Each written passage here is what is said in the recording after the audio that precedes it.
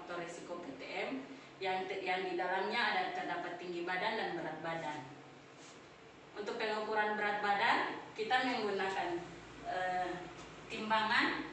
Timbangan itu ditaruh di atas lantai dengan kondisi yang keras. Bisa saya contohkan, Ibu?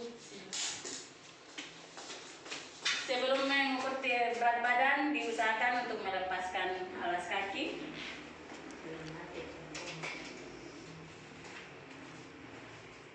Lalu kita membaca hasil dari depan. Yang kedua, untuk mengukur tinggi badan.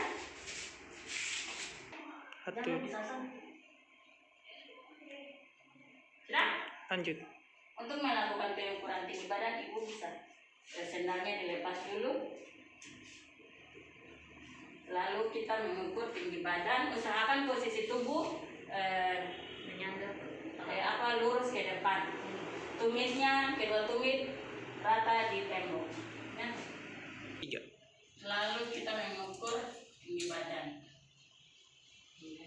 Ya, Ibu silakan duduk. 3. Setelah itu kita membaca hasil. Terus untuk pengukuran IMT-nya,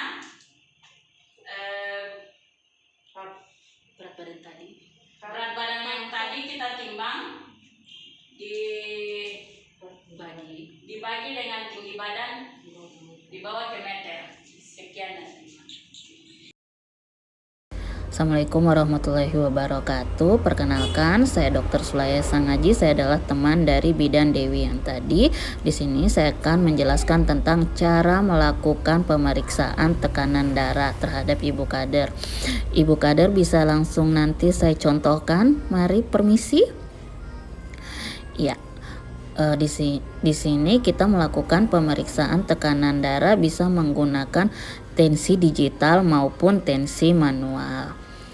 Pada pemeriksaan tekanan darah ini diharapkan tangan tidak boleh menggantung dan ibu tidak boleh bergerak maupun berbicara. Selangnya tidak boleh berada di sebelah kiri maupun di belakang. Oke, kita mulai.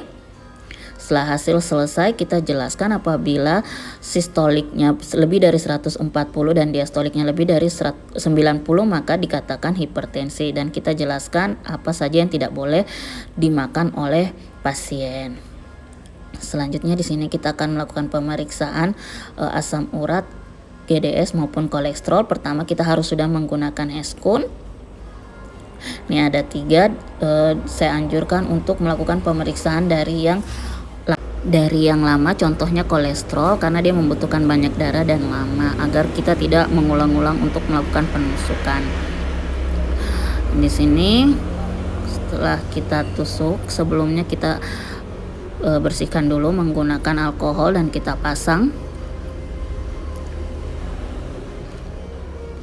Habis itu kita tusuk.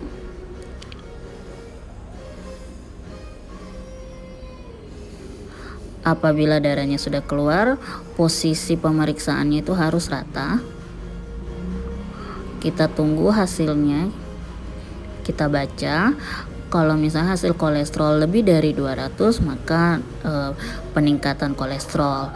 Terus kita melakukan pemeriksaan berulang kepada asam urat maupun GDS. Asam urat lebih dari 5,7 pada perempuan dikatakan naik dan 7 pada laki-laki dikatakan naik. Begitu pula dengan gula, apabila gula darah sewaktunya lebih dari 200 berarti ada peningkatan, maupun gula darah puasa lebih dari 120 menunjukkan peningkatan. Nah, habis itu kita jelaskan kepada pasien dan kita tanyakan kepada kader apakah ada yang mau ditanyakan. Jika tidak ada, kita membuka handscone.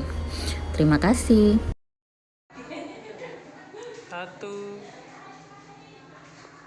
Selamat siang ibu-ibu kader sekalian. Selamat siang. Perkenalkan, saya Marsyalita Latuheru. Saya bagian dari tim kedua teman saya yang tadi.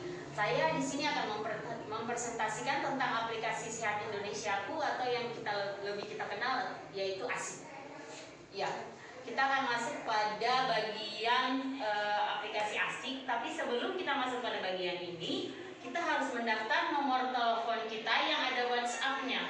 Setelah kita mendaftar nomor telepon kita yang ada WhatsApp-nya, kita akan dibalas oleh Kemenkes langsung pada WhatsApp. Setelah itu otomatis nomor kita sudah terdaftar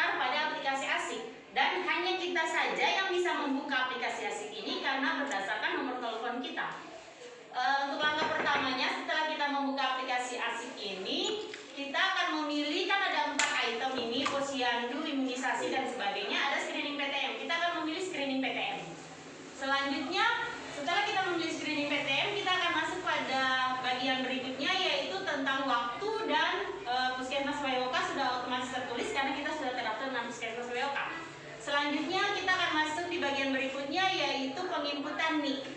Jadi Bapak Ibu sangat perlu untuk kita penginputan NIK dengan baik, penulisan NIK dengan baik agar tidak menjadi kesalahan pada penampilan data dari orang yang kita screening. Pada bagian berikutnya, yaitu setelah memasukkan NIK, otomatis data dari orang yang kita screening tersebut akan muncul dan kita harus memasukkan nomor teleponnya. Setelah itu baru kita pindah ke bagian berikutnya. Ini adalah pemeriksaan yang kita lakukan, yang kita isi sesuai dengan lembar screening PTM. Ya, kita lihat di sini ada pemeriksaan yang dilakukan seperti riwayat keluarga, riwayat penyakit keluarga itu ada ya, tidak tahu. Kalau memang kita tidak bertanya, otomatis kita mengisi tidak tahu. Selanjutnya kita akan masuk ke langkah berikutnya, yaitu kita lihat pada faktor risiko merokok. Di sini kita lihat faktor risiko merokok, yaitu kita memilih, ada bagian-bagiannya, kita pilih dan kita isi dengan baik, dengan jeli, jangan sampai kita salah mengisi. Yang berikutnya setelah itu kita akan mengisi berat badan untuk pengukuran IMT, berat badan tinggi badan, lingkar perut, dan juga tekanan darah. Dan selanjutnya ini juga kita akan mengisi tentang pemeriksaan visus, koreksi visus ya. Selanjutnya slide. Nah, setelah itu kita akan mengisi tentang pengukuran kolesterol, asam urat.